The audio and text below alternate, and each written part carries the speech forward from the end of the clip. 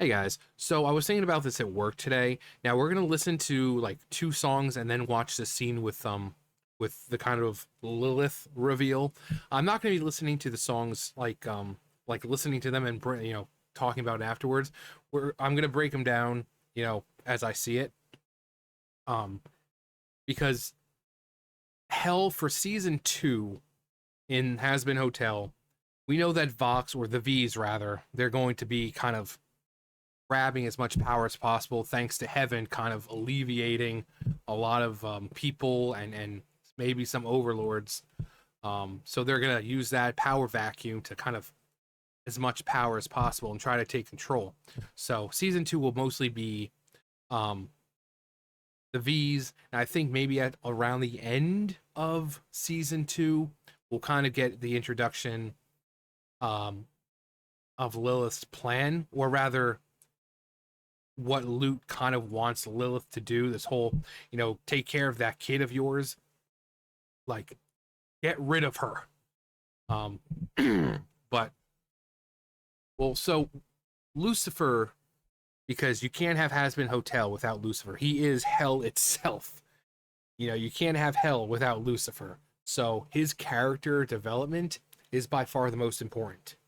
Because yes, Charlie is important to the show, but again, this place wouldn't be there if it wasn't for Lucifer. He is hell itself. And his story is just in here.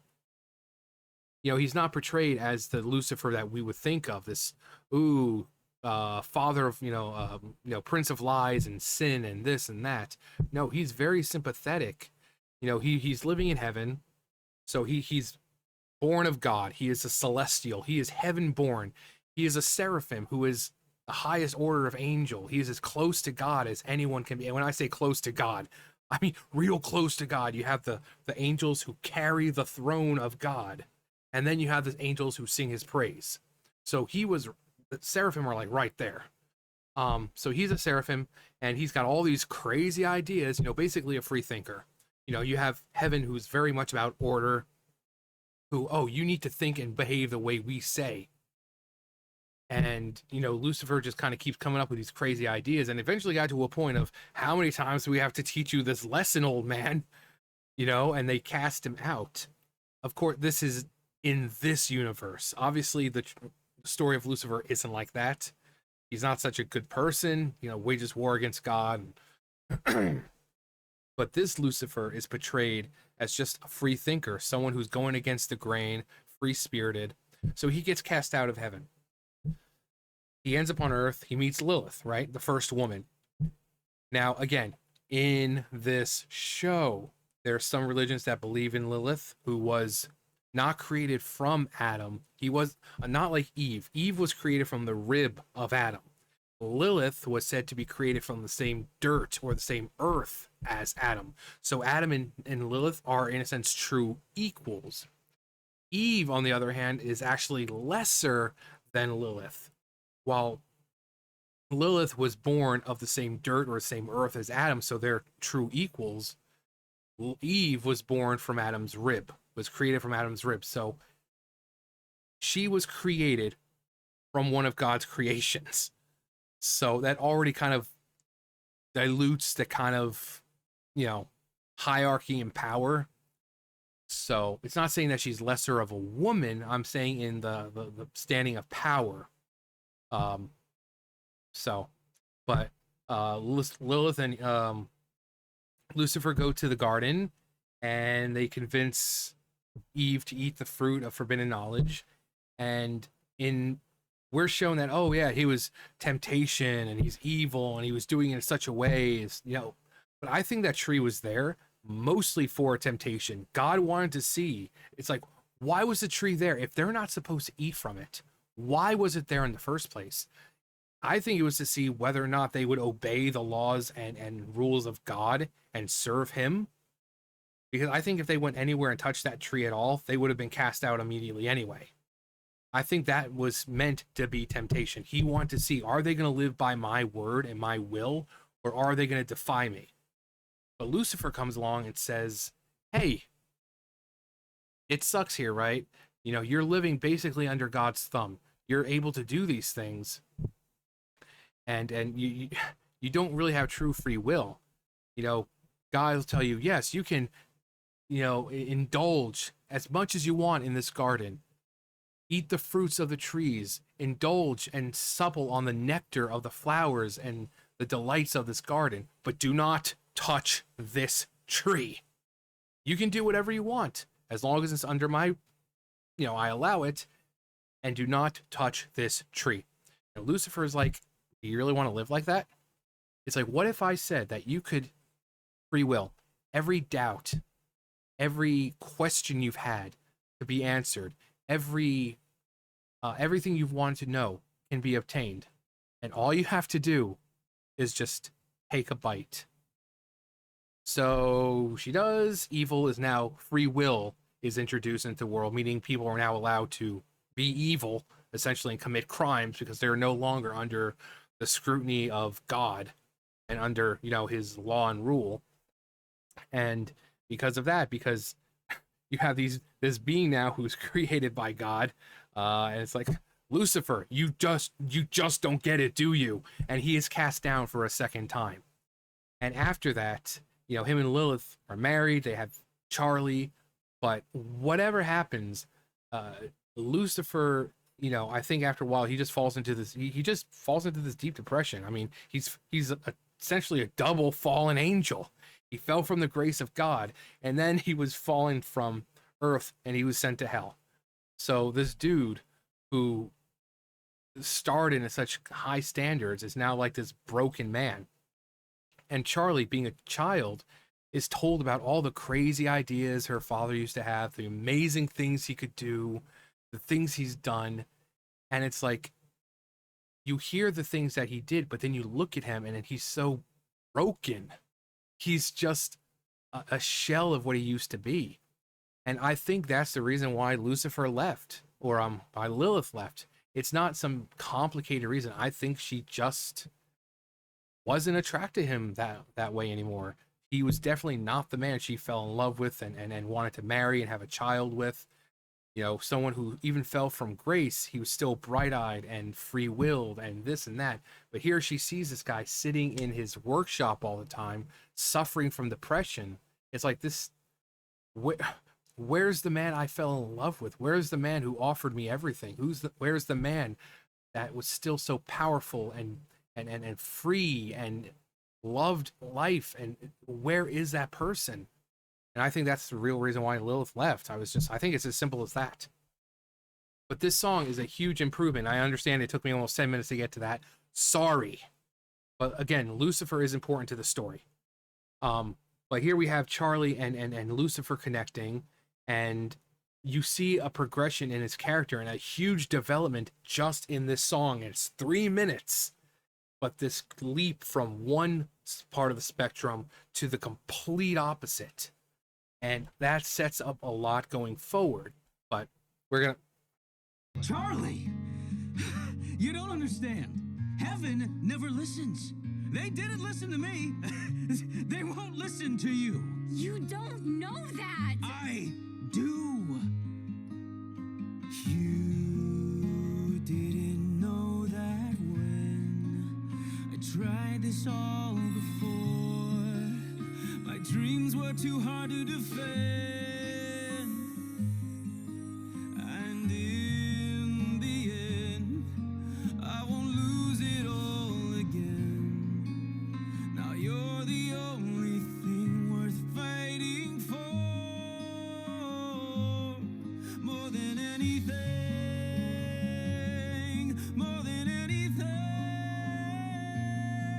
I'll shelter and adore you more than anything.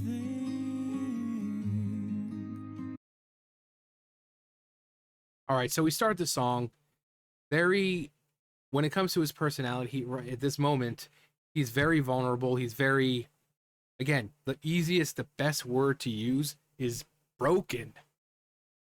So this is a man who's lost so much, who, again, fell from the grace of God. And then he's like, okay, well, I'm here. He offers free will and everything to Eve, and then he's cast down even further. So this is a man who just lost so much. He's lost the grace of God. He's lost his wife. His child was taken away for, for a little while.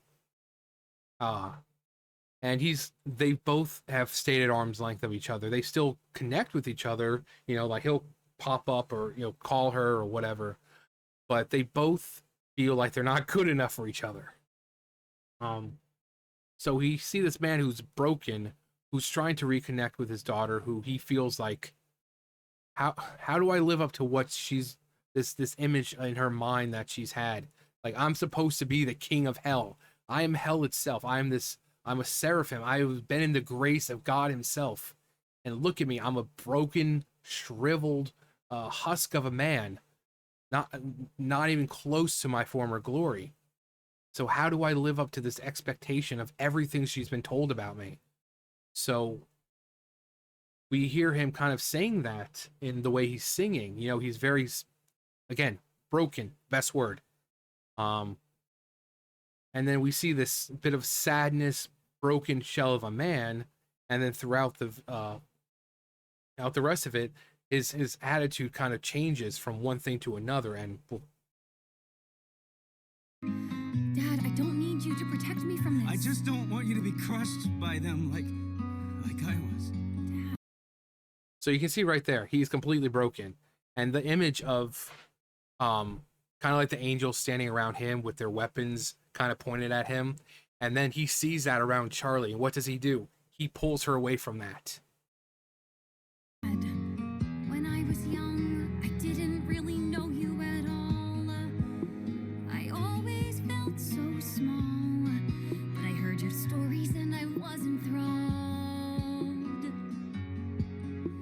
The tales about your lofty dreams, I listened breathlessly, imagining it could be me.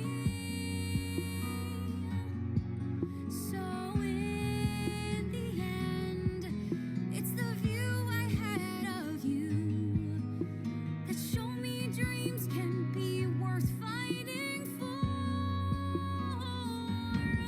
More than anything, more than anything, I need to save my people more than anything.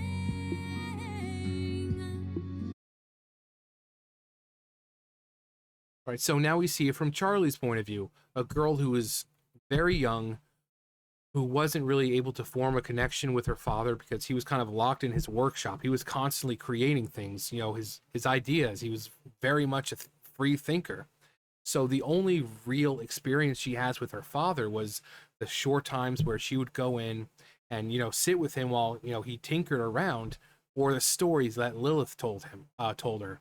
Because the stories being told, I'm sure, were by Lilith, like almost like bedtime stories, where it's like, your father did this, your father was this. And basically Lilith was almost singing the praises of Lucifer, treating him like he was a god, like he was the most beautiful man. Sorry, Sam's eyes looked like they were bugging out for a second. But she was basically singing his praises, like he was the most marvelous, beautiful man that I've ever seen, most beautiful creature. And here is the complete opposite of what we see. We see a broken man. But here, she's singing and he's got this face of pride on him. Like we're the same person. What she's saying, this idea, this free will that she has, this wanting to introduce these, even what people would consider radical ideas. She may have her height from her mother, but the genuine love and everything that she has for life comes from him in this universe, because he's very much a free spirit. He's not evil. He does have a deep love for people. He does have a love for his daughter. So we see this face of pride of, hey, she's like me. She's, and he even says in one of the next lines, and I mean, it's one reference to him, because it's kind of his thing, but he's looking at her with the sense of pride. I've been dying to find out who you are. I've been like the apple doesn't fall far. Took you a while. I've missed that smile. All that I'm hoping, now that my eyes are open, is that we can start again, not be pulled apart again. So he says that the apple doesn't fall too far. Again, she may have her height from her mom, because Lilith looks like she's a tall woman, but he's that free thinker. He's that free spirit. He's the one who introduces radical ideas. He's the one who got cast out of heaven because of his ideas, because he didn't go along with the rest of heaven. He didn't go along, go with the grain. He went against it. He stuck it to the man, And you could say that in a way he was the first man to ever be canceled, because that's the way it's almost portrayed in here. It's like, you don't go along with us, and it's just reflective of real life. Nowadays, even if you just have a differing opinion of someone or something, whatever it is, like, good luck finding a job. It doesn't matter if it's violent. You could just simply say something different that they don't agree with, canceled. So Lucifer was essentially the first person to be canceled. They're like, yeah, we can't have that here. You're a free thinker. You need to be like us. And if you can't, boom, canceled. But we hear while he's singing, again, pride, and we see him gradually working up to this.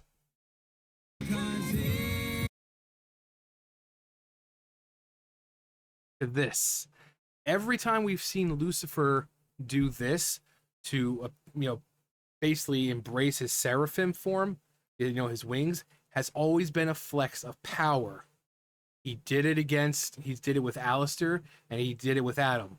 Here, it's not being a flex of power. It's him finally having this renewal in life, this reason, this purpose, this reinvigoration, and not only notice how large his wings are.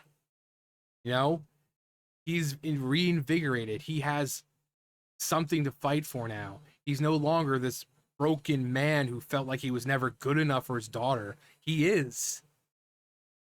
And that's what this is.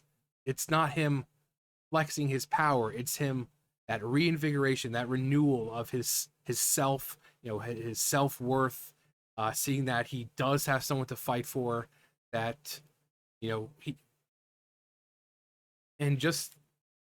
this is probably the best visual in the show so far, and the most meaningful and impactful. With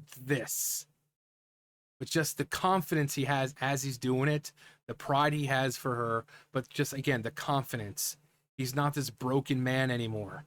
And as he's singing, he's more confident. He started off very, no, Charlie, you can't do that, to this very powerful, confident, what you would expect from Lucifer Morningstar.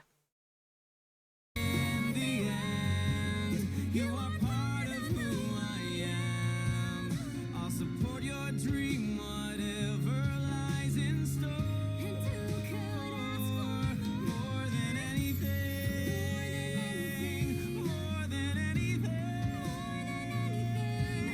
I'm grateful you're my daughter. More than anything.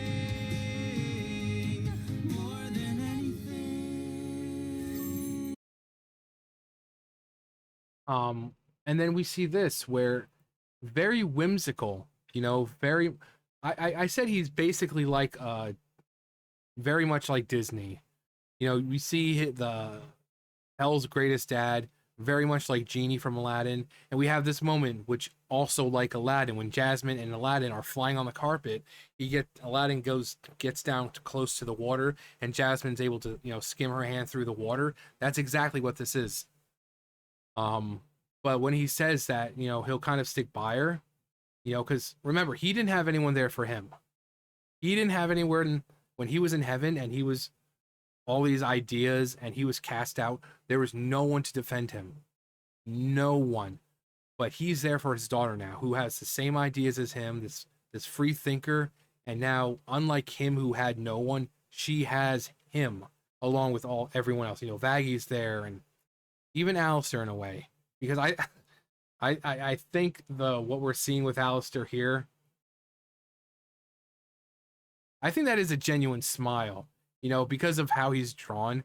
It makes you question, but I genuinely think that he is genuinely in this moment kind of proud of her, kind of taking charge, and you know, so I think this is for him a smile of genuine happiness.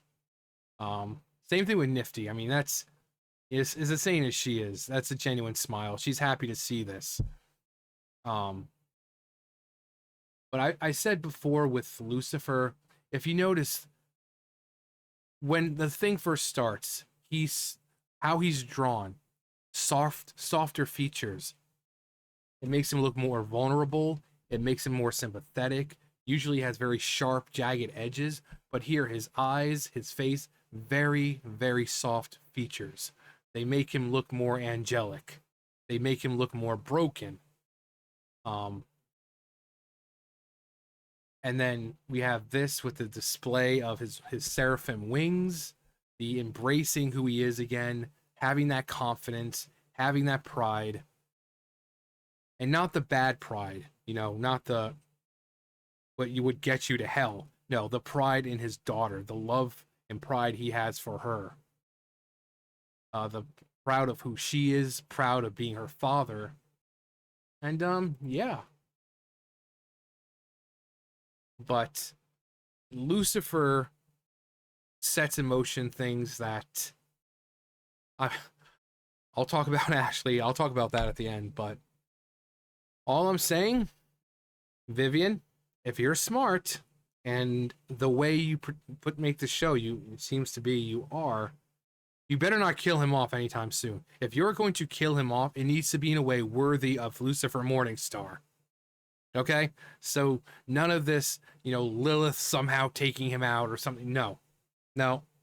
In fact, again, I have for afterwards that I'll talk about, but yeah, just the dynamic between these two now, that they found that they are good enough for each other. They each thought that they weren't good enough for one another. It's like, how am I going to live up to what my dad is? Like, he's an angel. He's king of hell. How do I live up to that? You know, and then you have, you know, Lucifer. It's like, look at me. I'm a broken man. Look at how do I, you know, the what my daughter thinks of me. How do I do it? So you have two people who think they're not good enough for each other, and then they find out that they are. But all right, now we have the you didn't know, and this is super important because I think there's going to be a lot of crazy crap going on with hell or with heaven. One, we've got Lut to deal with now, and Sera.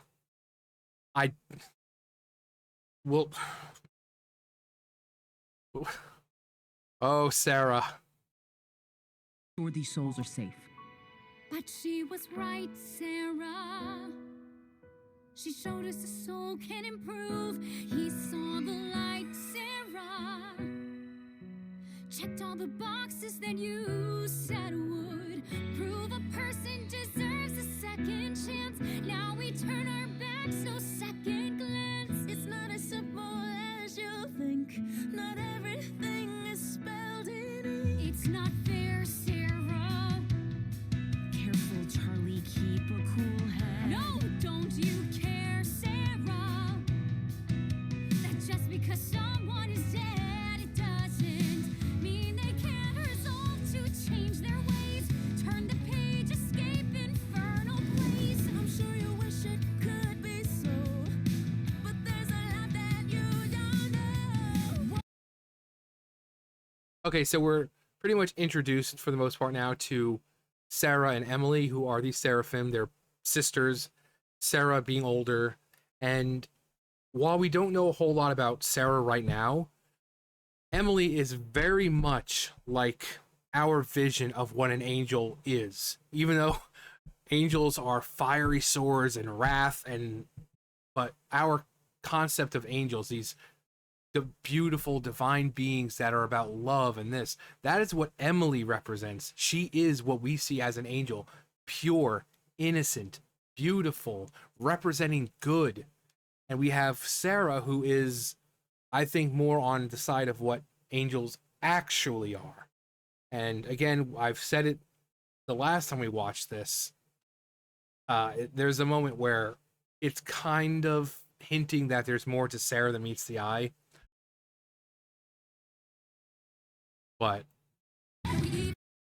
And talking about some crack or who fucked up already.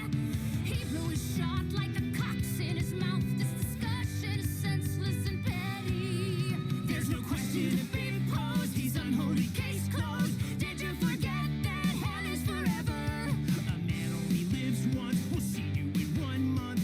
Gotta say, I can't wait to come down and exterminate you.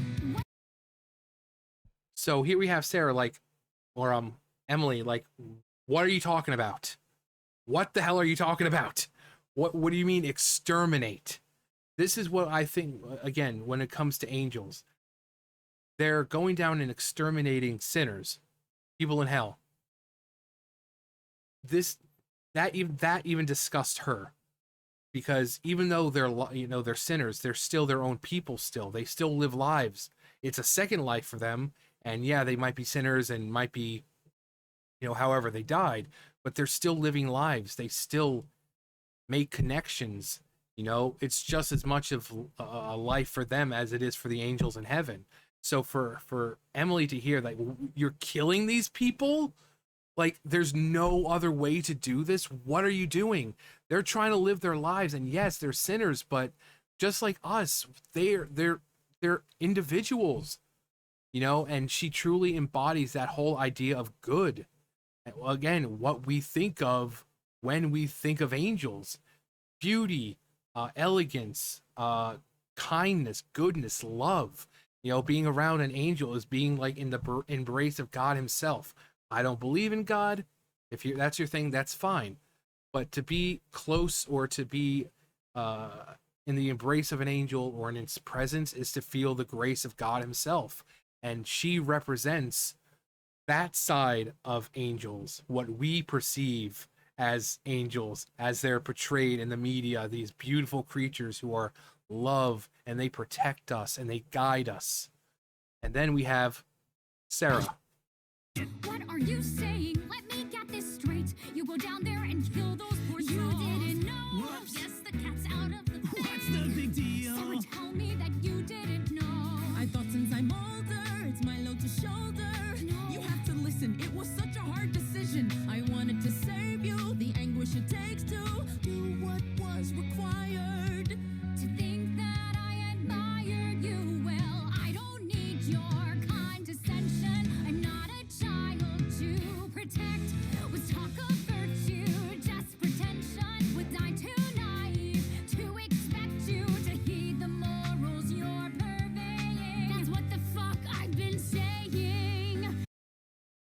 So she's, again, Emily is calling out the bullshit. She is truly the embodiment of good.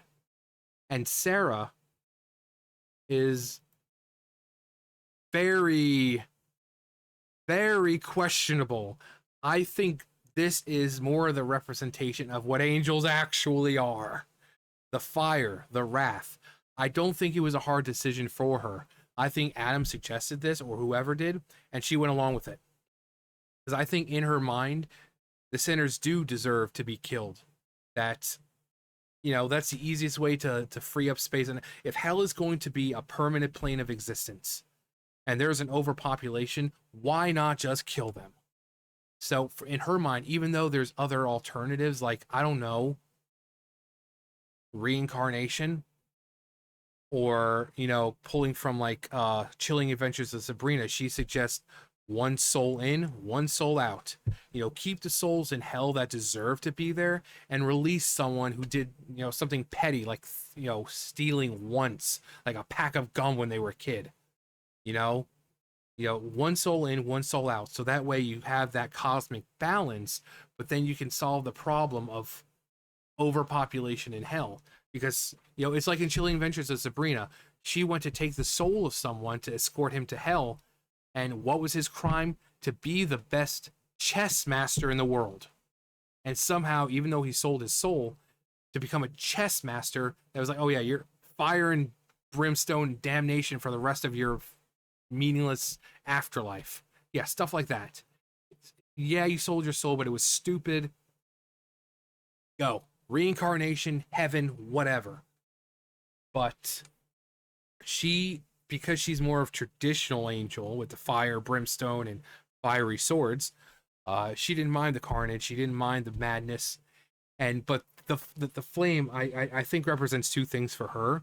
Right now, I think we're going to see her have a breaking character where she's been this very formal, well-spoken, put-together character. So what does fire represent?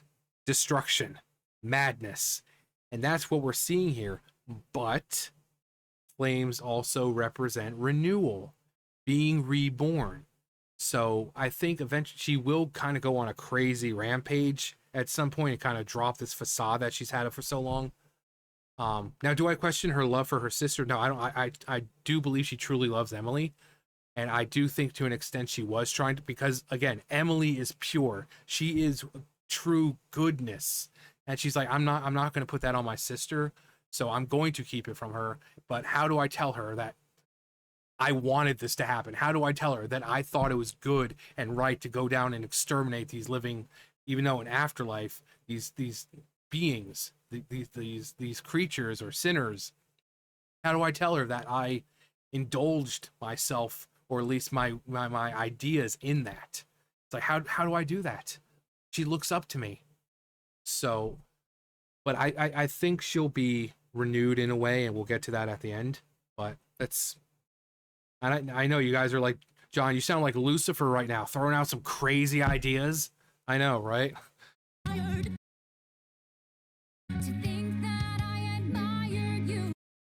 Also, I'm just how when she was singing that last little bit, it kind of sounded like her voice was like quivering there for a second. I think that not only was it's kind of being like, oh man, I really messed up with Emily. I think that was her trying to keep it together, not because of like real sympathy and feeling bad. I think she was trying to, keep, it's kind of like with Alistair, the keeping the madness inside. But Well, I don't need your condescension. I'm not a child to protect. Was talk of virtue, just pretension. Was I too naive to expect you to heed the morals you're purveying? That's what the fuck I've been saying. If hell is forever, then heaven must be a lie. Emily. If angels can do whatever and remain in the sky, the rules are shades of gray when you don't do as you say, when you make the wretched suffer just to kill them again. and exactly, it rules for thee, but not for me. And Lute, let's talk about Lute there for a second. She stays around because she was basically with Adam. That's the only reason she remained around. She's an angel. She can be cast out. She represents almost every single deadly sin: greed, gluttony, pride, lust. How has she not been cast out yet? Adam's gone. How is she still in charge? It's rules for thee, but not for me. She represents everything. Like, again, apart from sloth, I think, she represents pretty much all the deadly sins. Why is she not in hell? Even if she doesn't have to die, why have they just ripped her wings off and sent her down? Why is she able to stay? It's like you people don't even know what gets a person here. You have someone you just saw redeem themselves in a way to show they showed virtue and all this other stuff that you're saying gets us there. But it's like, and then you have you people who are going down and exterminate. You're indulging in murder. It's like, where do you guys get off? So if you're saying what they're doing is bad, then heaven itself is a lie, because you're building this whole foundation of these rules and this and that, but then you're indulging in the same things that you're exterminating these people for.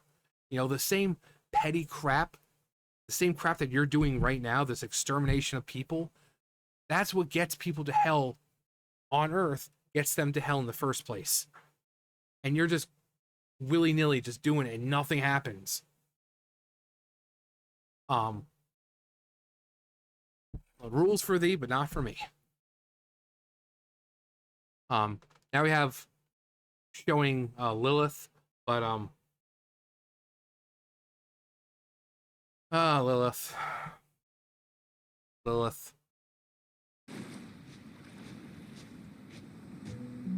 Adam is dead. Your deal is done, and I'm in charge now. Your brat is threatening the very foundation of heaven. And if you want to stay here, you're going down there and stopping that bitch. You understand me, Lilith? So the deal is, I'm sure, that because she's the true first woman, she's kind of already exempt from being purged by the exterminations. Kind of like Adam, how we see Adam, who's a complete fucking douchebag.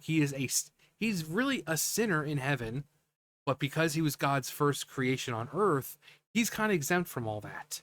And despite the fact that people clearly don't like the guy, they have to put up with it. Lilith, being the first true woman, is kind of in that same ballpark. But because of the part she had in introducing evil to the world with Eve and the fruit of knowledge, that's why she was cast down. She became queen of hell because her husband was king. But they kind of offered her kind of mercy almost, allowing her to stay in heaven purely because she is the first woman.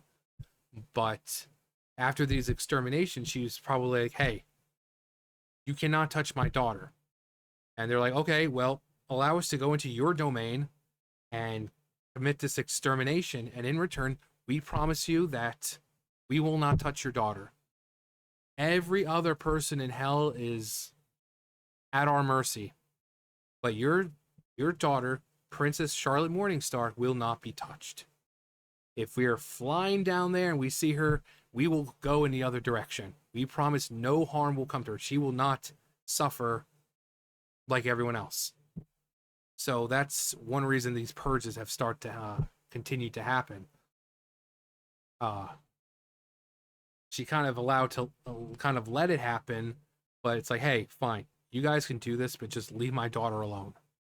But that was the deal she made with Adam. Adam's dead now, so they no longer have to worry about the safety of Princess Charlie Morningstar. At this point, they couldn't care less. Whether she lives or dies, it doesn't mean anything to them. But for Lilith, I think she's going to be introduced in the end of season 2, or rather her plan to take care of Charlie. But we're going to have some kind of confrontation between heaven and hell again. And even though Lucifer is not going to die, he is going to become wounded. Something's going to happen where whoever, maybe Lut, is going after Charlie, and Lucifer flies in the way and gets, in the arm or something. Nothing fatal, but just enough for Lilith to realize, wow, this man who was completely broken just saved our daughter. And I think in a way it'll, not at that moment, but over the course of next seasons or whatever, will kind of, I dare say, reinvigorate her love for Charlie and the reason why she fell in love with Lucifer in the first place. And we might get to see kind of a reuniting of Lucifer and Lilith. And we'll definitely see the parents be there more for the child. Because we've already seen Lucifer doing that.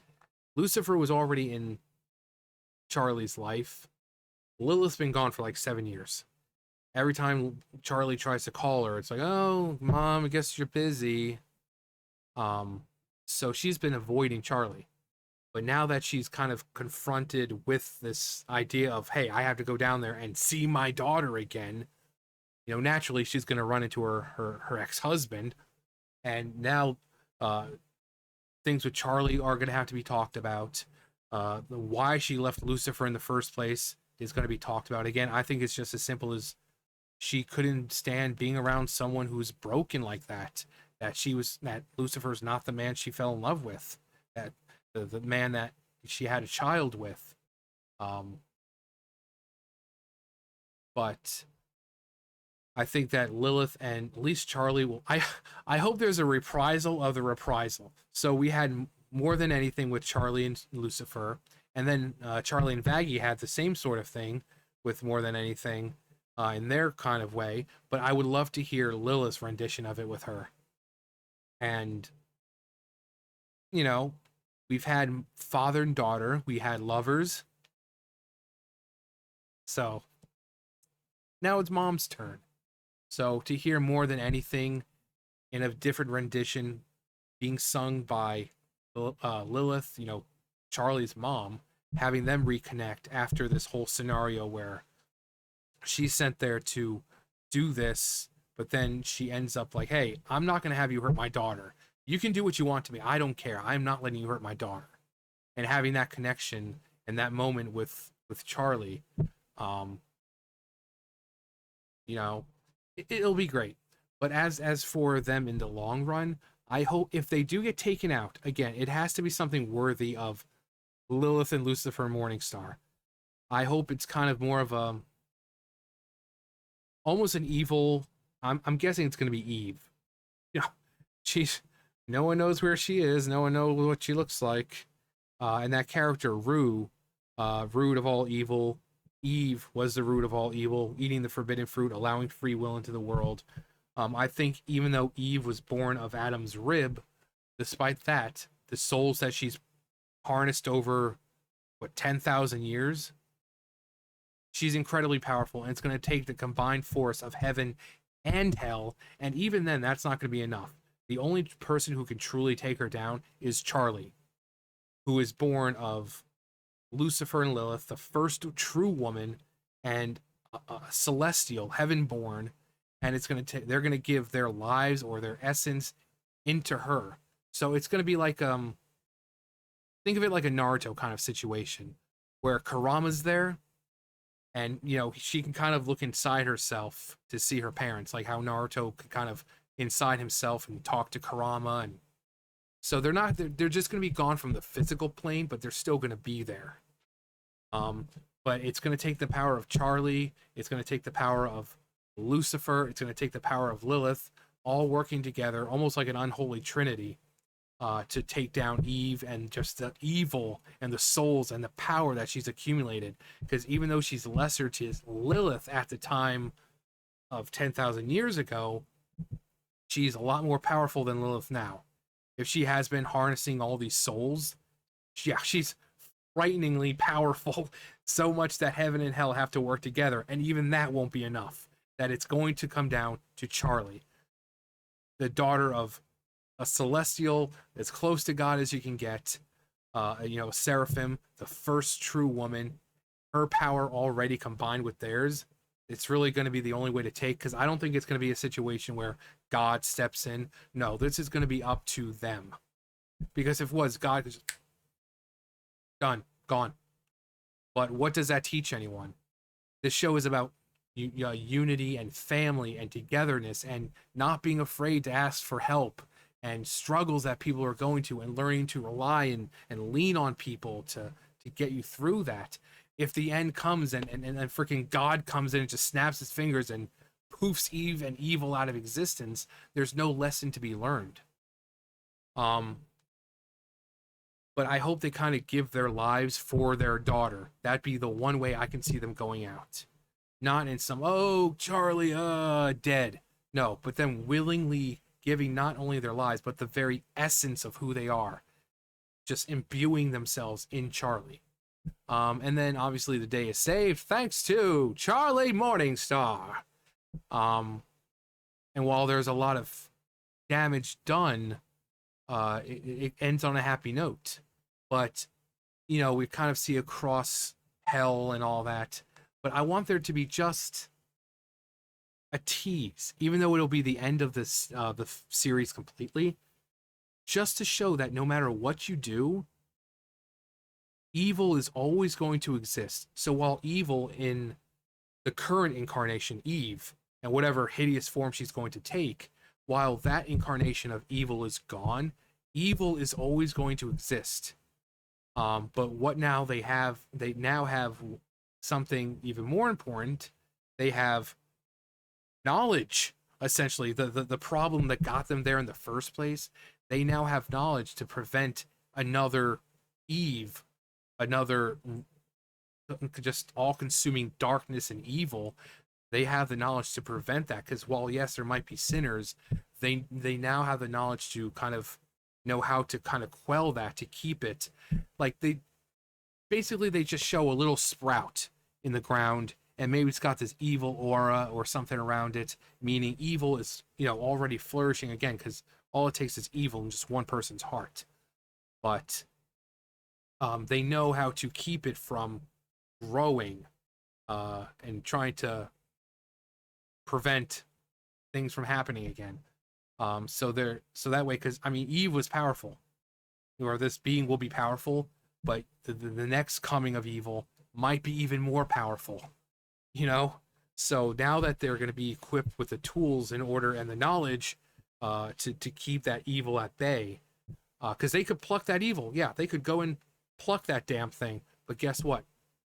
It's just going to come back, because evil is always going to exist, and it's about learning that balance in the cosmos. You can't have good without evil. You can't have light without darkness.